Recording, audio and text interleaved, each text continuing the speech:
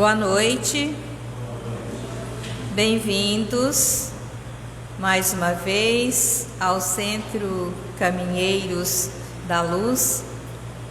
E antes de iniciarmos a nossa tarefa desta noite, eu tenho alguns recados para dar, né? Primeiramente, a respeito deste livro, que são livros que trazem os fundamentos da doutrina espírita, um livro que tem a base, né, dos princípios doutrinários, mas que pode, através dele, despertar o interesse sobre a doutrina espírita, para que tenha interesse nos cursos, de se adentrar realmente nos assuntos do Espiritismo. Também nós, no dia 1º de maio, vamos ter aqui o evento do Yakisoba. O Juca já tem alguns talões, quem tiver interessado em vender, promover a venda, pode procurar qualquer um dos trabalhadores aqui da casa. E também, né, quem tiver interessado em já ir fazendo suas reservas. O custo é R$45 e serve 2 pessoas ou até mais, né, se forem pessoas que comam moderadamente. Também no dia 26 de abril, nós teremos aqui a pintura mediúnica do Centro Espírita Seara de Luz, lá de Iporá de Goiás, onde a venda dos quadros será revertida tudo para o trabalho que eles fazem lá de assistencialismo, né? Também a gente está fazendo a campanha junto com eles de arrecadação de chinelos tipo Havaiana, né, que vão da numeração 34 ao 38 para mulheres, é isso? E de 37 a 42 masculino, né? Então, dito isto, convido a todos a serenarem a mente, buscar bastante amor de si mesmo, buscando tudo o que for de belo de dentro de si, para que possamos juntos emanar todo esse amor aos que estão aqui, aos que não puderem estar aqui, né? Agradecendo por essa oportunidade de estarmos aqui em busca de conhecimento, que a gente esteja bastante receptivo a todos os ensinamentos que vão ser expostos aqui nesta noite, para que se leve daqui reflexões que possam nos ajudar na nossa construção, na nossa reformulação, na nossa percepção, né, de nós mesmos, e com isso que a gente possa expandir toda essa percepção, todo esse conhecimento aos que venham até nós. Agradecendo sempre pela vida, pelos amigos, pela família, pelo trabalho e por tudo aquilo que somos capazes de viver. Mais uma vez, agradecemos por estarem aqui e que todos possam se abastecer de tudo que for exposto aqui nessa noite. Então, hoje quem vai falar para nós é a Luciana, trazendo o tema As Faces do Ódio, né? E que a gente possa aprender com tudo isso, através dessas faces do ódio, aprender a desenvolver mais amor cada dia mais. Lu?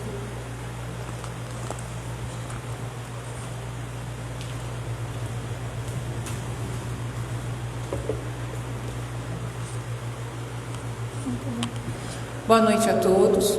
Nossa, acho que está um pouquinho alto, não está, Cris? Mais longe? Espera aí. E agora, melhorou? Então tá. Eu estou guardando a minha voz para alguns concertos que eu tenho no final de semana, não vou gastar muito. Bom, boa noite a todos. Que a paz do Cristo nos envolva e que nós possamos verdadeiramente, ao retornarmos aos nossos lares, levar daqui essas energias que já estão nos envolvendo e que são benéficas a todos nós, desde que nós estejamos receptivos a elas, né? Então vamos abrir os nossos corações, a nossa mente e nos permitir receber tudo que a espiritualidade tem de bom para nos oferecer essa noite. Bom, como a Socorro disse, o tema da noite é As Faces do Ódio. Mas o objetivo também ela já antecipou, que é na verdade a gente poder entender como que a gente vai transformar essa reflexão da noite em mais um elemento para que a gente possa aprender a amar e assim nos desviarmos de todos os malefícios que carregar esse sentimento tão ruim que é o ódio pode ocasionar em nós. O pai da psicanálise, Sigmund Freud, ele estabeleceu que nós carregamos dentro da nossa alma 2 pulsões importantíssimos. E Freud chamou esses pulsões de impulso de vida e impulso de morte. O impulso de vida, que ele também chamou de impulso de Eros, é aquele onde nós trabalhamos tudo que há de bom, tudo que nos levanta, tudo que nos traz uma vibração positiva, tudo aquilo que faz com que a gente se sinta bem, se sinta em harmonia, se sinta feliz, tenha entusiasmo, queiramos cultivar as amizades, queiramos estar em família, enfim, tudo que nos traz aqueles sentimentos que dão aquele quentinho no coração da gente, né? Então esse ele chamou de impulso de vida ou impulso de Eros, ou seja, tudo que faz a gente crescer. Por outro lado, ele chamou de impulso de morte aquelas pulsões em que nós apelamos para tudo que nos coloca para baixo. O desânimo, a depressão, o desalento, a inimizade, a calúnia, tudo que vai lentamente corroendo tudo aquilo que a gente tem de bom dentro de nós e vai nos levando, se não para uma morte física de fato, para uma morte emocional, onde a gente não consegue enxergar nada de bom em torno de nós. Por isso que ele chamou de impulso de morte, né? Tudo aquilo que faz a vida cair. Porque quando a gente está envolvido de fato por esses sentimentos, a nossa vida está no chão. A nossa vida está à mercê do que vier, a gente já não conta mais com nada. Então realmente a gente decreta de alguma forma a nossa morte e vai se encaminhando para ela. E dentro desse impulso de morte ou pulsão de morte, a gente encontra o sentimento que é tema da nossa palestra da noite, que é o ódio. Ele está muito presente nesses sentimentos todos que a gente carrega quando a gente se deixa levar por esse lado. Porque o ódio é uma dessas forças terríveis que vão maculando a criatura. Ele vai fazendo com que a gente vá se transformando em algo que não é agradável nem para nós e nem para ninguém, né? Quando a gente decide carregar esse sentimento, a gente se permite carregá-lo porque é uma permissão que nós damos, né? A gente só carrega se a gente quiser e a gente vai ver isso ao longo da explanação, né? Quando a gente se permite carregar isso, a gente vai se tornando uma pessoa muito desagradável para nós mesmos e para as outras pessoas. E além de ele nos macular, ele vai destruindo e nos infelicitando, né? Não tem como a gente colocar no mesmo patamar ódio e felicidade. Não existe esse paralelo entre esses 2 sentimentos, né? Então a gente vai iniciar a nossa reflexão fazendo uso de um trecho do Evangelho de João, que diz o seguinte: Amarás o teu próximo e odiarás o teu inimigo. Eu, porém, vos digo: amai os vossos inimigos e orai pelos que vos perseguem. Então a gente vê que nesse trecho, Jesus nos chama a atenção para o fato de que desde a antiguidade as pessoas eram instruídas a amar a quem as amasse e a odiar aquelas pessoas que fizessem algum tipo de alguma coisa negativa, que as magoassem, que fizessem alguma coisa que as agradassem. Então era essa a orientação até a chegada de Jesus, né? Então assim, ame a quem te ama e odeie a quem te odeia. E assim vamos seguir a vida, né? E já naquela época, Jesus foi considerado um pouco louquinho, porque, né, para eles que já estavam acostumados a outro tipo de pensamento, pensaram assim: meu Deus, como é que pode? Como é que eu vou amar quem eu amo? Tudo bem, amar quem me ama é fácil. E como é que eu vou odiar e vou orar por um inimigo meu? Esse cara é louco. O que ele está falando não faz sentido. E isso, já 20 séculos atrás, já acharam que Jesus estava falando coisas que não faziam sentido. Já se passaram mais de 2 milênios e nós continuamos aqui sem conseguir praticar a proposta de Jesus.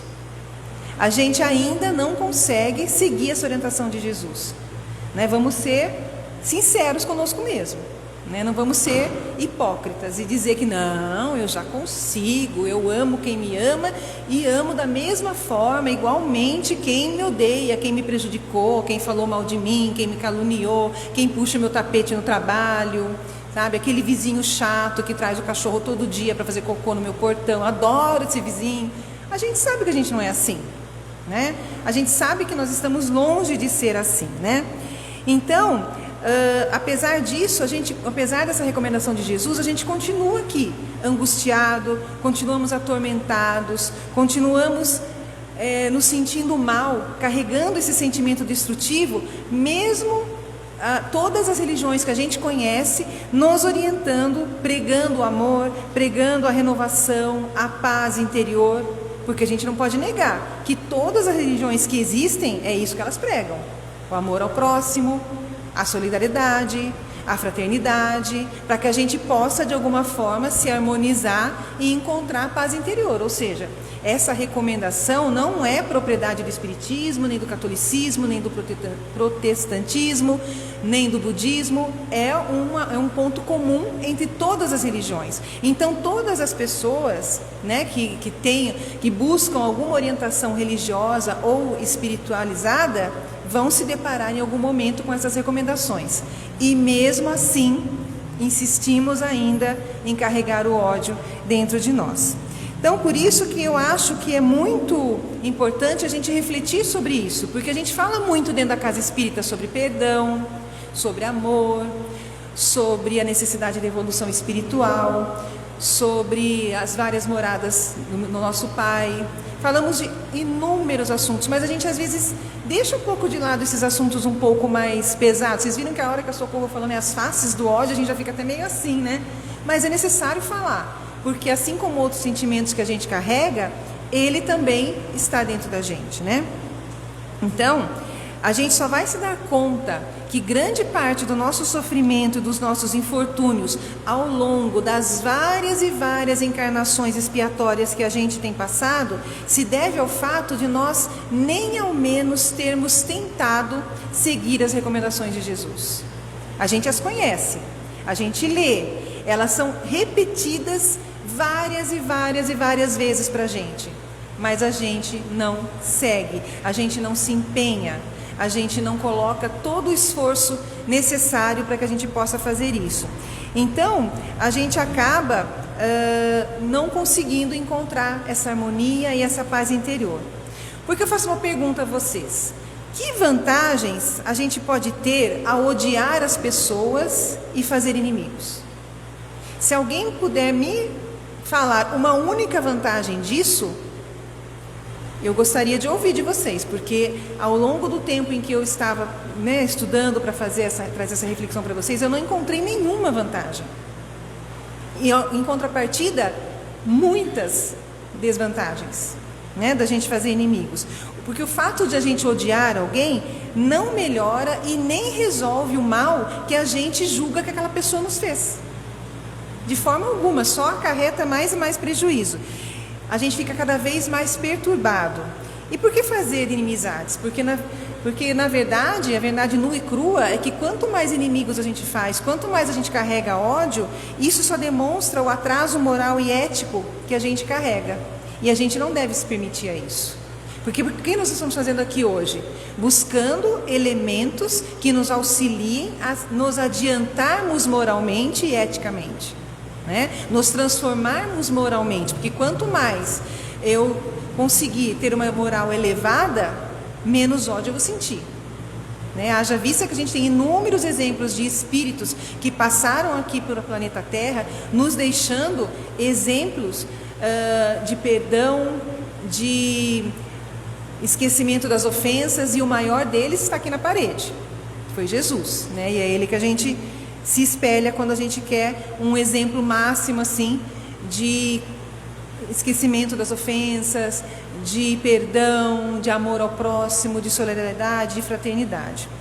Então, a gente não deve se permitir alimentar esse tipo de coisa. A gente deve trabalhar sempre para converter essa energia de ódio em energia de paz, energia de fraternidade, para que a gente possa, de fato, alcançar essa paz interior.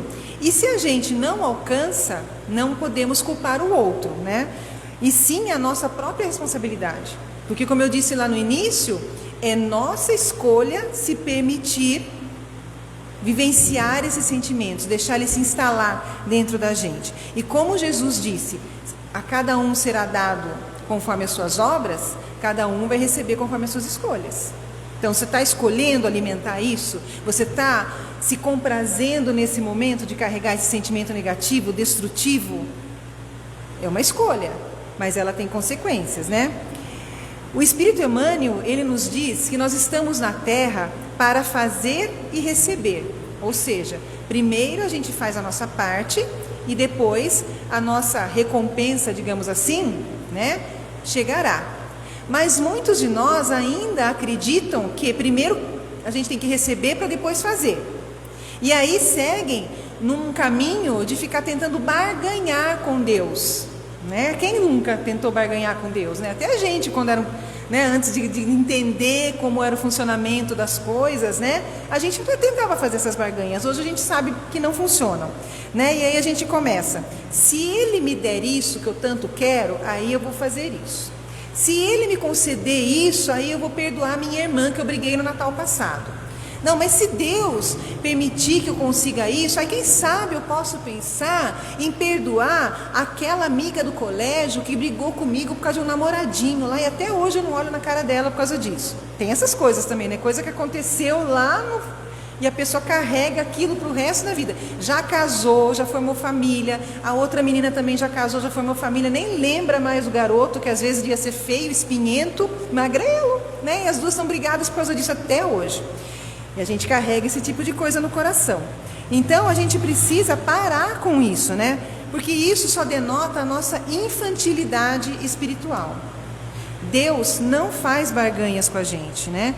Ele só olha para a gente nesses momentos e enxerga crianças turronas, que apesar de tudo que ele permitiu a nível de informação, né, chegasse até nós, a gente ainda não consegue compreender.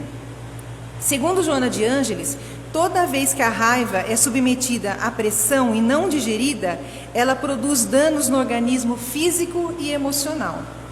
E eu tenho certeza que todo mundo aqui, em algum momento na sua vida, já sentiu esse tipo de dano físico, por estar carregando uma raiva muito forte, né? Cada um de nós tem um centro de força no nosso corpo que é mais sensível.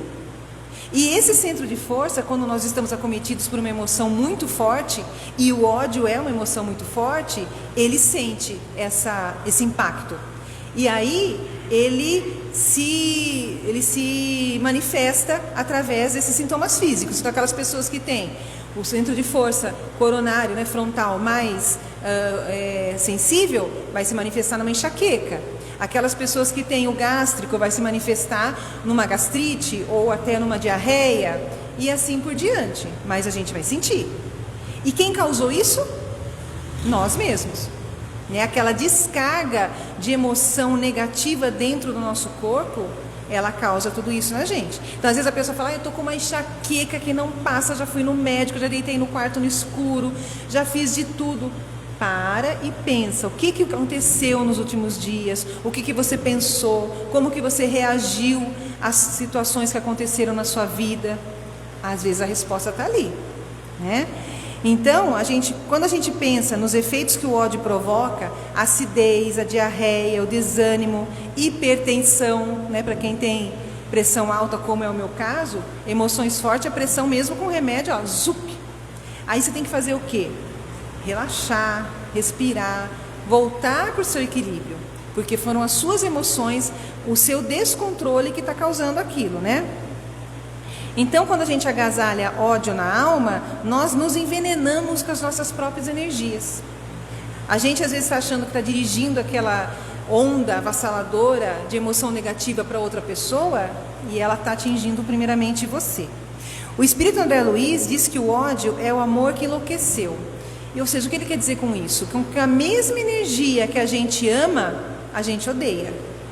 E se a gente é capaz de amar com uma intensidade tão grande, né? Quem não ama seus filhos, seus amigos, seus parentes, seus pais, enfim, né?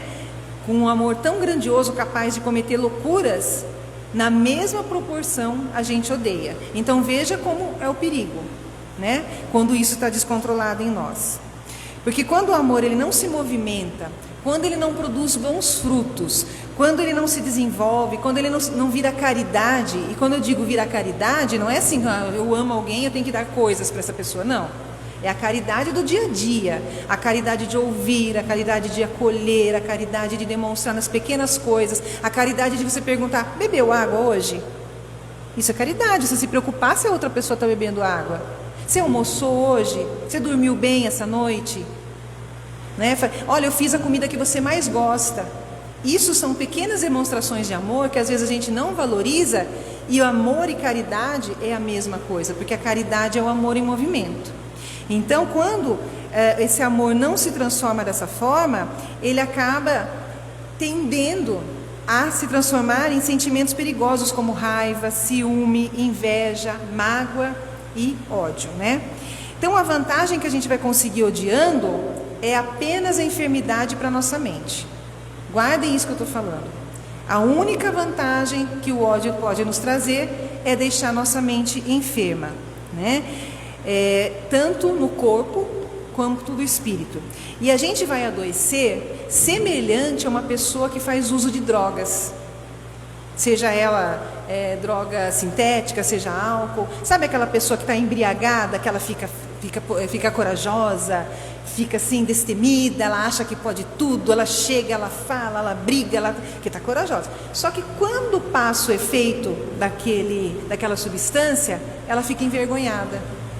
Ela se sente pequena, ela se sente humilhada e rebaixada, porque na verdade ela compreende que ela não foi capaz de controlar a si mesma, né? Ela precisou de algum combustível, né? E ela acaba dessa forma afetando a sua autoestima, que é fundamental para que a gente se ame, né? Se a gente não tem autoestima é porque a gente não está se amando, né? E ela fica destruída, porque quem não se ama não é capaz de amar a outra pessoa. Então agora eu trouxe para a gente refletir um pouquinho 4 faces do ódio. O ódio tem muitas outras faces, mas eu acredito que por uma noite só 4 já está bom, né? Senão tá bom demais só 4, né? Já é o suficiente.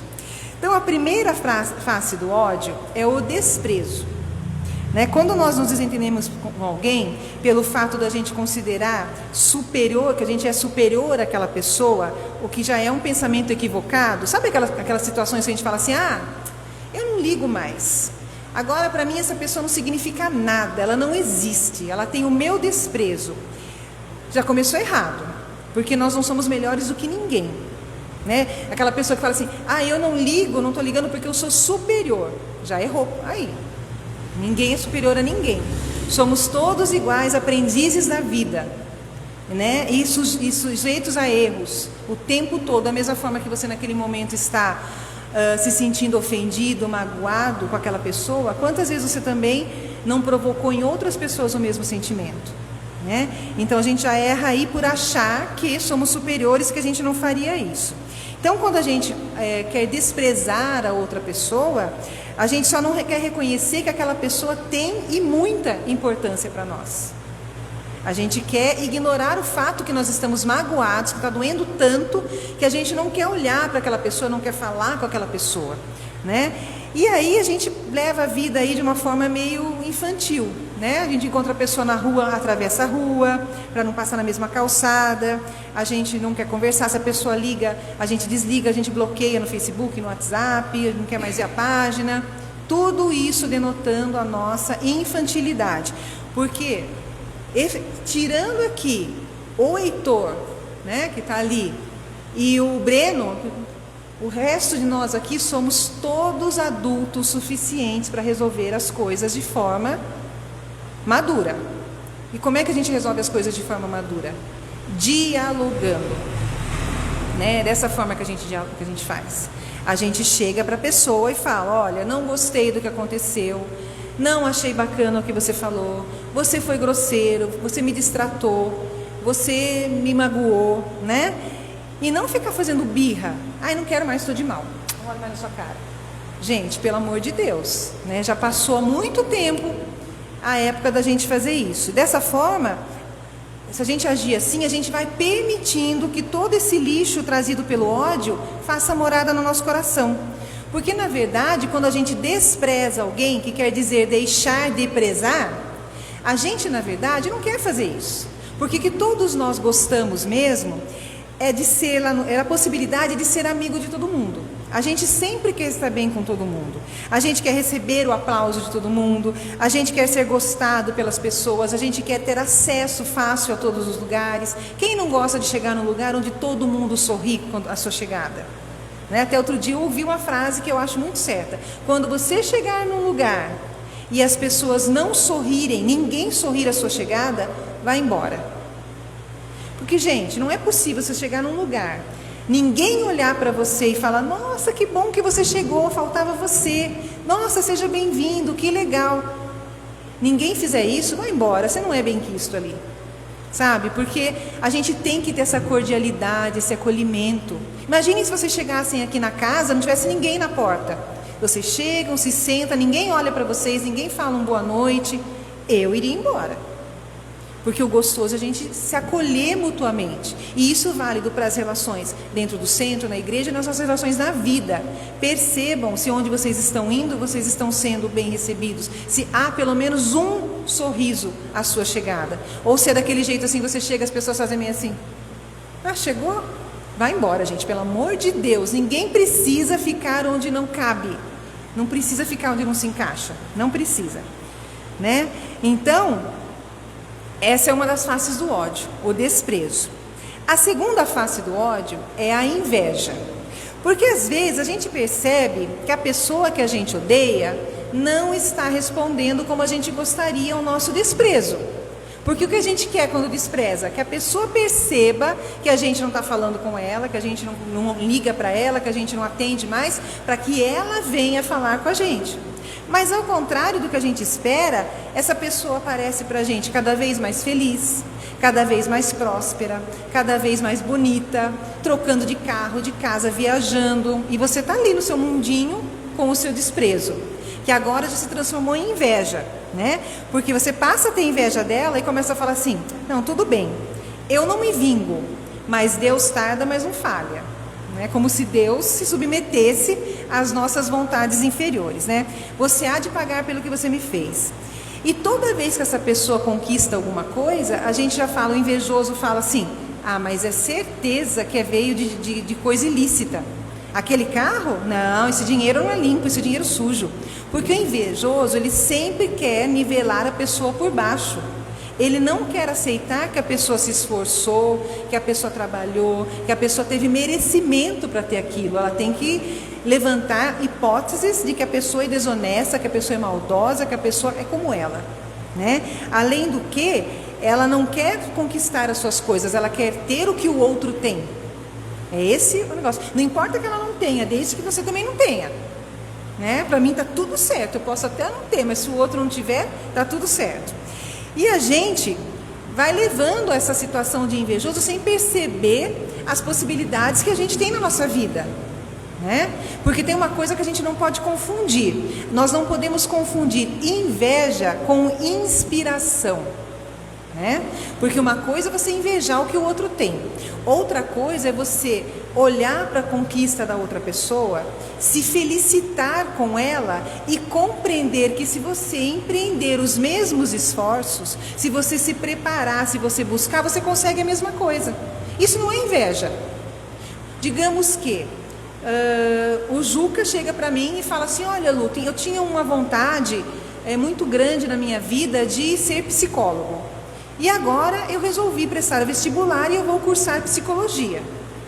Aí eu penso assim: nossa, que bacana, olha o Juca, né? Nessa idade que ele está, fazer psicologia, se ele pode. Brincadeira, Juca. né? Mas assim, né?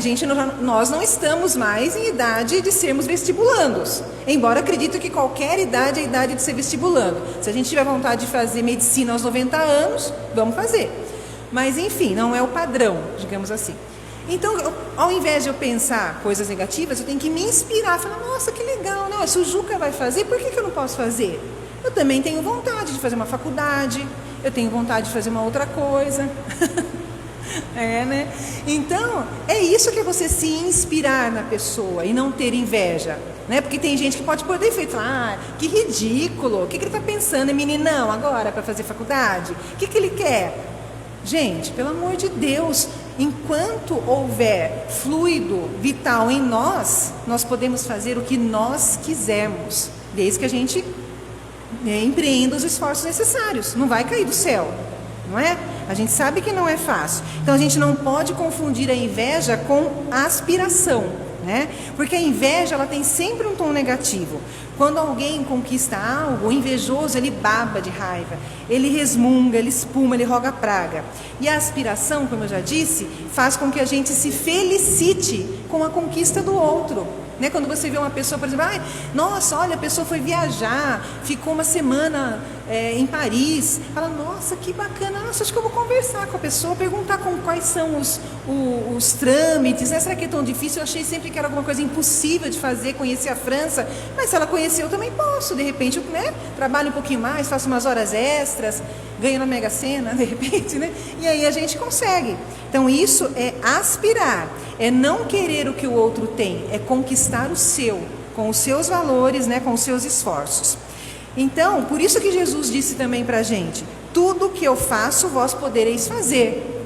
Porque Jesus é um espírito que a gente não tem como calcular a sua idade, né? Quanto tempo Jesus foi criado, quantos caminhos ele trilhou, quanto ele se esforçou, quantas quedas ele teve, quantos recomeços ele teve, até alçar essa condição espiritual que ele tem hoje. E ele está falando para a gente: vocês também podem, mas com os seus esforços, não vai cair do céu, né? E é engraçado que se nós tivéssemos inveja de Jesus, como é que seria? Já imaginaram isso? Se a gente invejasse Jesus, a gente ia falar assim: duvido que ele curou esse monte de gente. Mentira! O quê? Ele mandou Lázaro levantar, isso aí, tudo armado, ó, Lázaro e Jesus, estava tudo combinado. A hora que Jesus desse um assobio, Lázaro já saía. Imagina, transformou a água em vinho. Gente, pelo amor de Deus, vocês acreditam nisso? Tudo mentira, mó caô. Esses seriam nós, né? Seríamos nós com inveja de Jesus, depreciando tudo que o mestre fez, né? Agora, aspirar a ser como Jesus, como seria? A gente resume isso em uma frase: um dia aprenderei a amar em profusão, servir com o coração, dedicar a minha vida às pessoas e servir a Deus sobre todas as coisas. Esses deveríamos ser nós o tempo todo, aspirando a ser como Jesus, né? Então, e é por isso que na pergunta 625 do Livro dos Espíritos, os Espíritos colocam Jesus como exemplo de criatura a qual todos nós devemos aspirar ser iguais um dia, né? Bom, a próxima face do ódio é a vingança. Porque aquele que odeia, ele deseja de alguma forma castigar aquele que ele julga ter lhe ofendido, né? E de forma correspondente ao mal. A velha lei de Talião, olho por olho, dente por dente, né? Só que essa regra antiga foi mudada por Jesus. Lembram lá no início, né, que Jesus chegou com a lei de amor para mudar aquilo que acreditavam que era o certo, que era amar quem amasse, odiar quem odiasse, né? Então, essa regra antiga é totalmente incoerente com a lei de amor que Jesus disse, né, trazida para o mestre para poder alavancar a nossa evolução espiritual. Porque se nós continuarmos ainda tentando implantar no meio de nós o olho por olho, dente por dente, nós vamos ficar estacionados no lugar. Nós vamos ficar aqui parados nesse nível espiritual por muito e muito tempo, até que a nossa inteligência nos ajude a perceber o quanto nós estamos nos prejudicando com essa atitude de teimosia, né? De insistência em não mudar os nossos padrões. Então, a gente tem que ser guiado por amai os vossos inimigos e orai pelos que vos perseguem e caluniam, conforme nos orientou Jesus. Então, por ser totalmente contrária a esse ensinamento, a vingança, ela nos rebaixa. O vingativo é uma pessoa rebaixada, além de obcecada. Porque pensem, a pessoa que está envolvida pelo sentimento de vingança, ela dorme e acorda pensando, buscando maneiras de prejudicar o seu alvo. Buscando o tempo todo, buscando uma forma de fazer com que aquela pessoa sofra, com que aquela pessoa seja prejudicada, com que ela perca tudo que ela tem. É um pensamento, um monoideísmo sem fim. E deve ser muito triste, né? A gente deitar e acordar pensando em alguém que supostamente a gente odeia, né? Não sobra tempo para nada mais, só para pensar naquilo, né? Então, esse sentimento jamais vai nos trazer alegria nem felicidade. Pelo contrário, só nos traz desvantagens, né? Como eu já falei lá no início. Então, enquanto a gente não se vinga, a gente vive pura e simplesmente pelo desejo de se vingar. E ainda por cima tem aquela coisa: se aquela pessoa que a gente se vinga, a gente consegue de alguma forma prejudicá-la e o outro não reage, aí a gente fica pior ainda. Porque na verdade a gente fica com um sentimento de remorso e complexo de culpa, porque a gente prejudicou a pessoa e a pessoa teve a caridade para conosco de não reagir.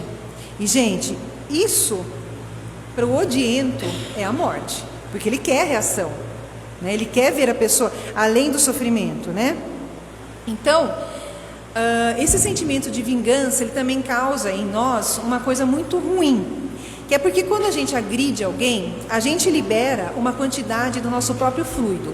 Então, digamos que eu descesse daqui agora e agredisse o Adilson, né? Desse um tabefe na cara dele.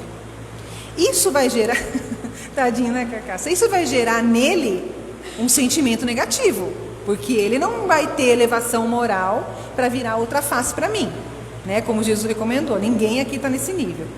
Então, vai gerar um sentimento negativo nele e eu já carrego um sentimento negativo em mim também, porque alguma coisa me envolveu a dar um tabefe nele. Então, quando a gente faz isso, eu libero um fluido meu e ele libera um fluido dele. E a gente fica, na verdade, com um buraco emocional, porque o nosso fluido se mistura, esse fluido negativo. E quando o outro sente dor, sente raiva, um pouco de mim fica nele e um pouco dele fica em mim. E a gente não se esquece nunca mais. A gente vai carregar essa mácula, essa mistura de fluido negativo por muito e muito tempo, até que a gente resolva essa situação através dos resgates, né? Dos resgates reencarnatórios. E muitas vezes a gente tem que nascer junto com aquela outra pessoa, em outras encarnações, para que a gente possa devolver o que é do outro e resgatar o que é meu, de uma forma simbólica até, para que cada coisa fique no seu lugar e aquela situação possa se resolver. Porque nascendo juntos, próximos, e cada vez que eu faço um bem para ele, esse fluido vai se dissipando, essa raiva vai se dissipando. Cada vez que ele me acolhe de alguma forma, isso vai se dissipando também. E a gente vai se reharmonizando, vai fazendo os tais resgates, né? De outras vidas. Então, a gente precisa tomar muito cuidado, né? Porque só o tempo vai arrumando as pedras no rio da vida até que a gente chegue à verdadeira concepção do que é o amor. Então, vejam como o ódio traz tantas consequências para a gente, que na hora que a gente fala, nossa, tô com um ódio daquela pessoa, vocês têm que ter a noção do quanto isso está te prejudicando. Às vezes a gente nem está sentindo tanto ódio assim, mas não é bom a gente verbalizar esse tipo de expressão. Lá no finalzinho eu vou explicar por quê, né? Porque não é legal, ai que ódio, a gente não devia nem pronunciar essa palavra, porque é um sentimento, um turbilhão que a gente gera na gente. Porque o ódio, que traz como uma das suas faces a vingança, ele vai corroendo a gente por dentro como um ácido, né? E quando alguém reage à minha vingança, a gente fala que a gente está, que chumbo trocado não dói, né? Isso, né? Eu fiz mal para alguém fez para mim, não dói porque é chumbo trocado. Por outro lado, quando o outro se cala, o vingativo se desespera ainda mais, porque o que ele quer? Ele quer que a pessoa reaja para ele poder alardear para todo mundo o quanto ele tinha razão em se vingar. Ó, tá vendo? Tá vendo porque que eu fiz aquilo pro Rodrigo agora? Ele mostrou a verdadeira face dele. Tá vendo como ele é tudo aquilo que eu falei e muito mais? Porque é isso que a gente quer expor a outra pessoa. Só que se a outra pessoa não reage, a gente fica sem elementos. A gente fica ali de covarde na situação, porque você prejudicou alguém que não está te fazendo mal algum, né? Então, a gente só permite nesse momento que a força negativa do homem velho que a gente carrega esteja em nós. E no Evangelho de Jesus tem um trecho onde Jesus nos demonstra muito bem como que é essa situação. Quando ele está diante do soldado de Anás e Caifás, esbofeteou Jesus. E Jesus somente pergunta a ele: se eu errei, diga onde eu errei. Mas se eu não errei, por que me bates? E será que muitas vezes a gente também não se coloca um pouco nessa posição do soldado que esbofeteia e a outra pessoa não sabe nem por que está apanhando? Né? Às vezes acontecem alguns desentendimentos que estão só na nossa cabeça. A gente não deu oportunidade para outra pessoa se explicar. Às vezes a outra pessoa não tem nem noção por que está apanhando, né? De uma forma apenas genérica, né? E às vezes a gente precisa também falar assim: olha, se eu não fiz nada, por que me bates? A gente precisa tomar cuidado com isso, né? E isso, nesse momento em que a pessoa te pergunta: por que você está fazendo isso comigo? Por odiento, isso é a morte.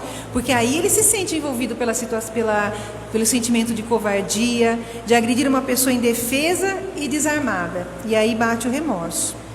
E aí ele vai lidar com as consequências, né, nas vidas futuras e também nessa vida. É bom sempre a gente frisar que as consequências do que a gente faz nem sempre vão ficar para outras encarnações. Dentro do movimento espírita, às vezes tem muita gente que fala assim: não consegui resolver nessa, na outra eu resolvo. Nem sempre é assim. A gente sabe que a gente tem as aflições de vidas passadas e a gente tem as aflições com as causas das aflições atuais também. Então a gente vai sofrer agora e pode sofrer depois e vai seguir sofrendo. Depende das nossas escolhas, né?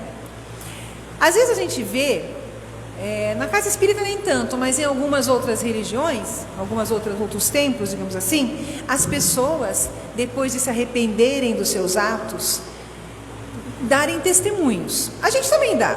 Muitas vezes, eu mesma já falei aqui: olha, antigamente eu era assim, eu era assada, quando eu conheci a doutrina espírita eu melhorei, né, um pouco, sim, um pouquinho, né, estou se tentando melhorar mais, eu estou melhorando. A gente também dá os testemunhos aqui, mas de uma forma mais enfática a gente vê em outras casas, as pessoas falando: olha, porque eu roubei, eu matei, eu traí, eu fiz isso, eu fiz aquilo. Mas o perigo disso é achar que o fato de você estar verbalizando para a comunidade que você já está aliviado dessas faltas. E aí que a gente se engana, porque na verdade é nesse momento que a dança começa. Porque Deus espera que nós tenhamos consciência dos nossos erros para que comece o resgate, para que a gente comece a fazer os acertos necessários. Porque no momento em que você não tem consciência que errou, no momento em que você ainda não entendeu aonde você está cometendo faltas contra você mesmo e contra os outros, o que adianta começarem a chegar os boletos de uma compra que você não sabe que fez? né? Você só vai reclamar, vai falar, nossa, mas olha, eu sou infeliz, eu sou isso, eu sou aquilo, porque olha, está acontecendo um monte de coisa comigo que eu não mereço. Então é importante que a gente tenha consciência do que a gente fez, para que aí Deus deixe a gente começar a fazer, a partir da nossa lucidez, os resgates, né?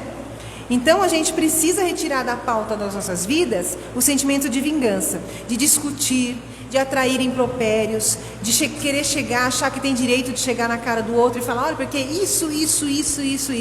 Gente, ninguém tem esse direito. Nós podemos dialogar, nós podemos auxiliar as pessoas, assim como nós também precisamos muitas vezes ser auxiliados a enxergarmos caminhos que nós estamos trilhando e que vão nos levar para resultados que não são legais, né? Então, na verdade, Jesus também tem uma orientação para isso. Ele diz o seguinte: quando teu irmão errar contra ti, chama-o em particular e conversa com ele. Se ele te aceitar, terás ganho um amigo. Se ele se recusar, chama-o de novo, agora como uma testemunha. E se mesmo assim ele continuar, chama a igreja.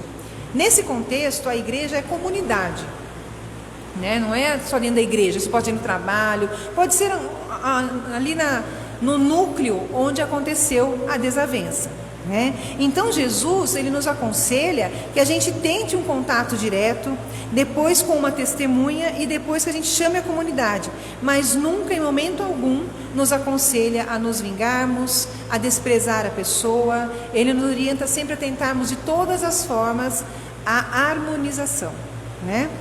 E a gente sempre tem que tentar lembrar que não existe nenhuma possibilidade da gente realizar o mal para alguém sem realizar o mal contra nós mesmos primeiro. Todo mal dirigido a alguém primeiro nos fere. Outra face do ódio são as pragas e maldições. Essa é bem triste, né, gente? Porque quando a gente percebe que desprezar não adiantou, a vingança não deu em nada, né? A gente só passou mais raiva. A gente começa a amaldiçoar a pessoa. A gente começa a dizer coisas do tipo, há de morrer seco. Não tem aquela coisa, nossa, vai morrer seco, né? Eu hei de viver para ver sua derrota.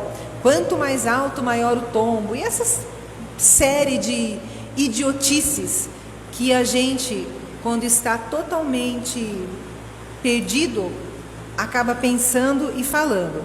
E a gente mistura o nosso ódio com a ideia de Deus, né? Porque a gente fala assim, não, Deus tarda, mas não falha, né? Ele vai ver ainda a ira de Deus sobre ele. A gente vai misturando Deus nisso tudo, como se Deus estivesse apoiando o nosso desequilíbrio, como se Ele estivesse aplaudindo o nosso desregramento moral. Porque quem deseja esse tipo de coisa para outra pessoa está totalmente distanciado, né, do que a gente pode chamar de evolução moral, né?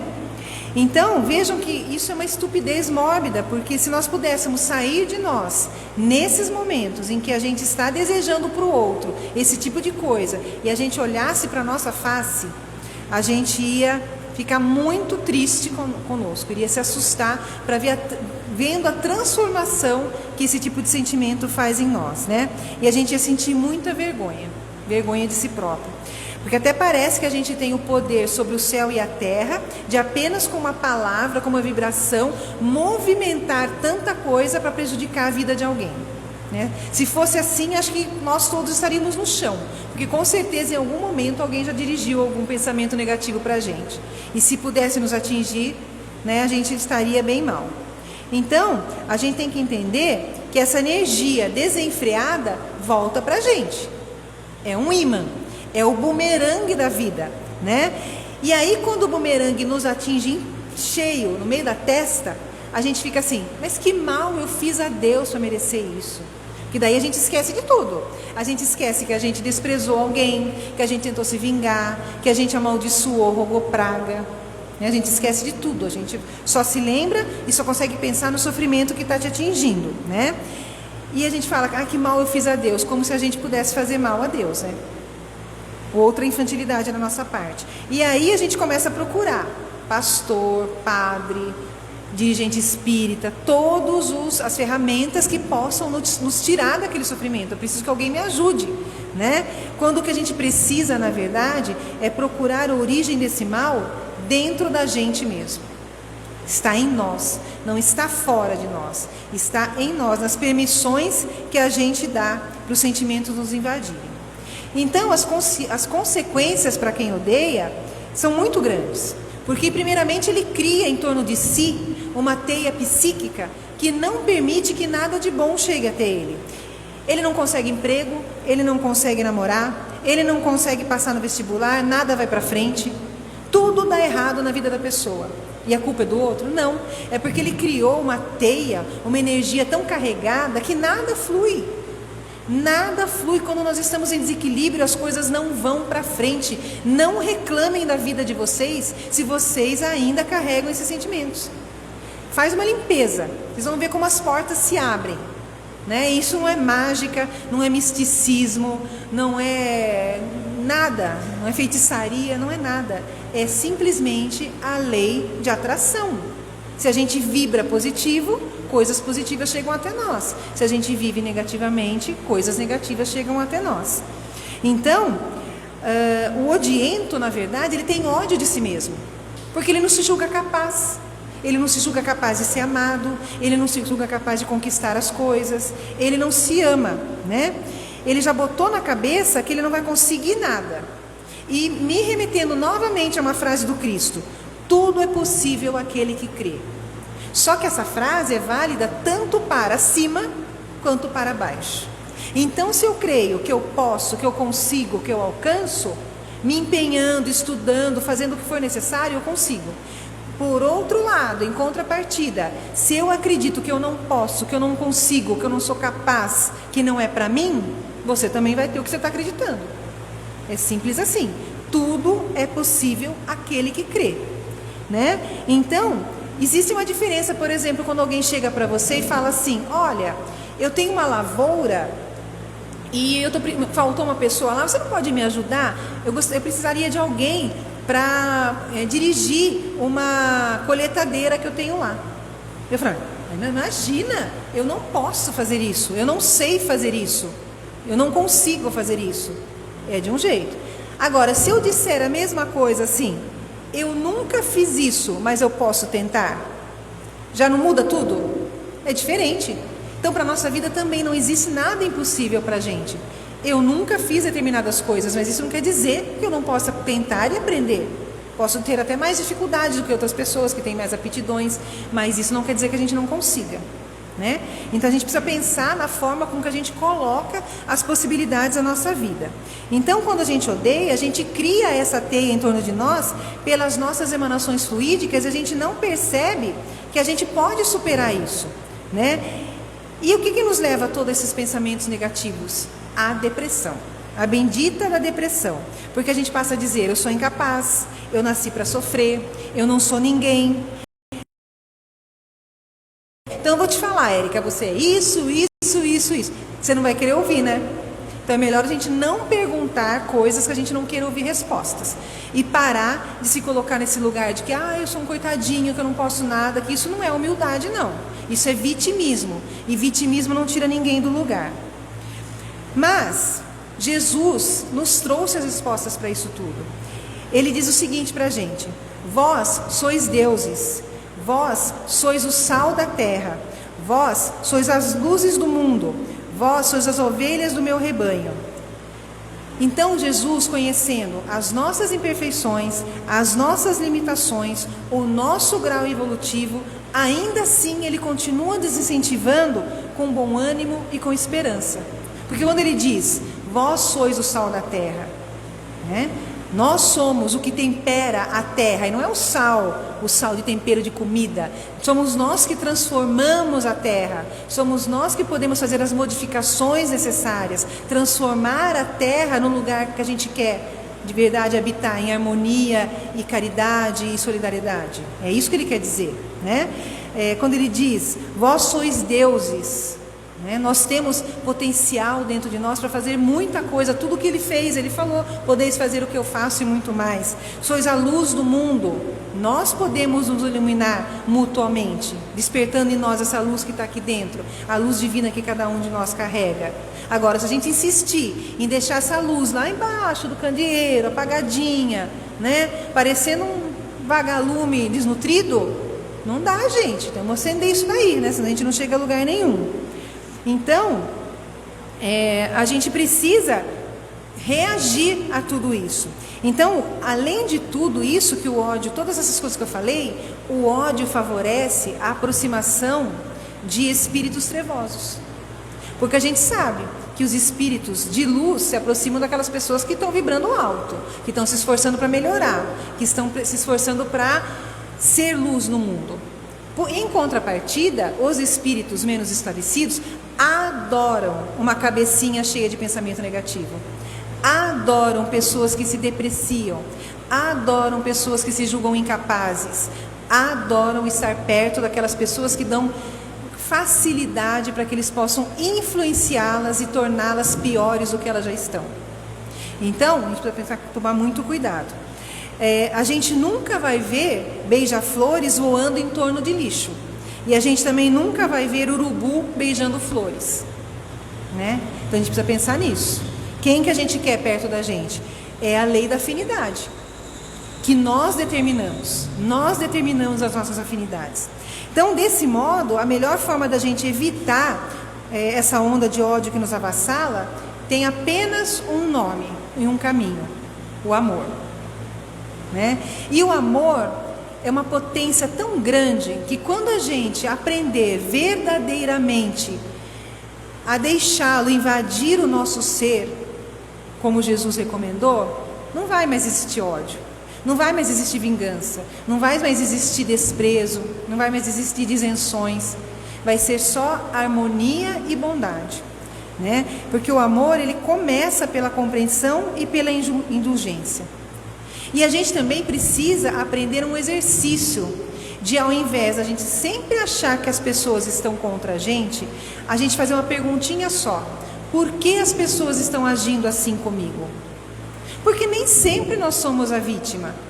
A gente também às vezes causa situações, a gente também emite palavras que podem ter originado aquela raiva, aquele momento, aquela situação.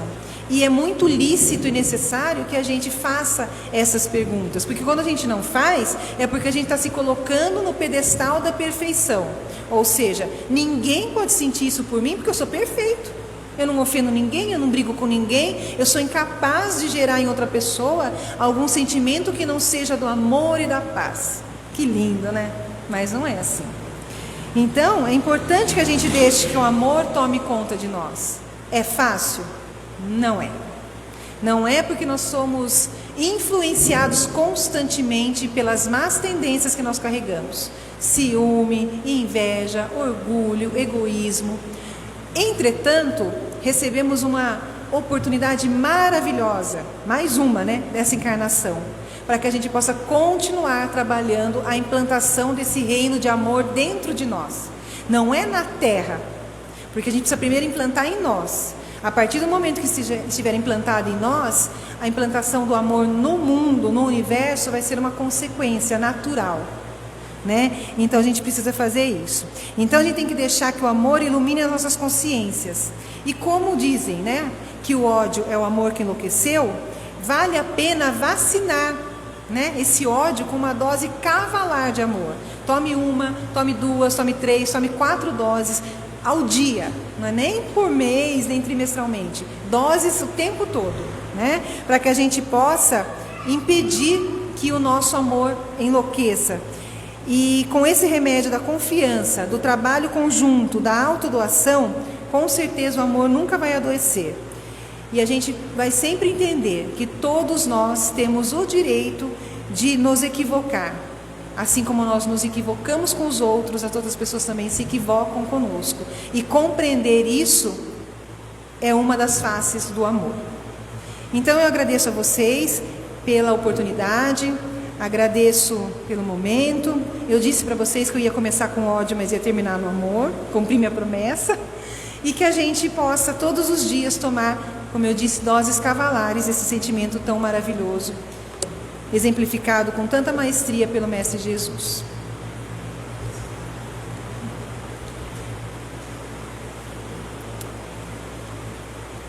Então vamos agora envolvidos por essas energias maravilhosas trazidas pelos benfeitores espirituais, que têm cuidado com tanto amor, com tanto carinho, com tanta dedicação desta casa de luz, dessa tarefa que nos foi confiada, da qual o nosso coração só pode emitir gratidão, gratidão e gratidão por todas as bênçãos que nós temos recebido, para que possamos manter essas portas abertas e receber a todos que, como nós, necessitam das lições do Evangelho de Jesus, dos ensinamentos da doutrina espírita, da convivência fraterna, da troca de abraços, de olhares, de carinho.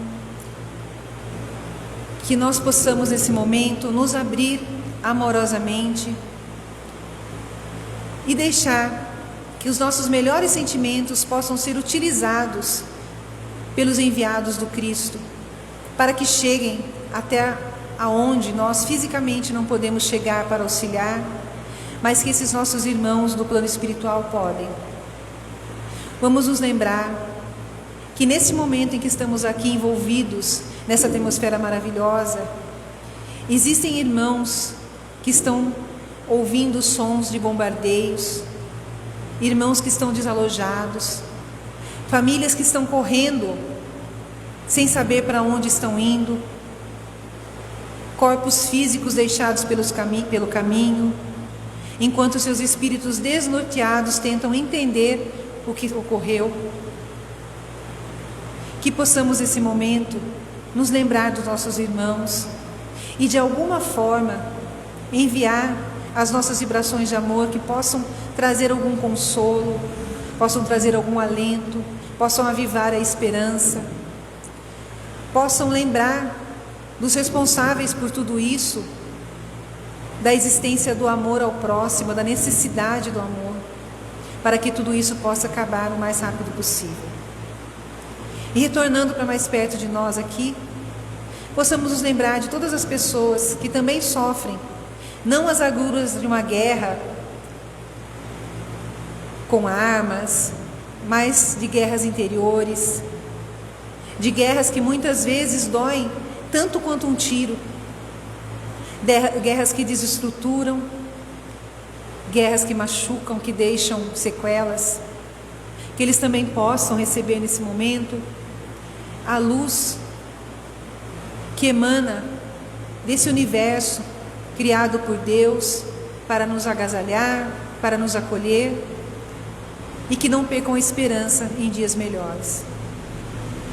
Que lembremos daqueles que não puderam estar conosco aqui hoje, dos nossos companheiros que nos acompanham pelas redes sociais, daqueles que porventura possam assistir isso amanhã, depois, daqui a um mês, que da mesma forma possam sentir em seus corações o mesmo bem-estar e aconchego que nós sentimos, pela certeza de estarmos numa casa onde estamos compartilhando a presença do bem, do amor e da esperança. Que assim seja. Nós vamos passar agora a segunda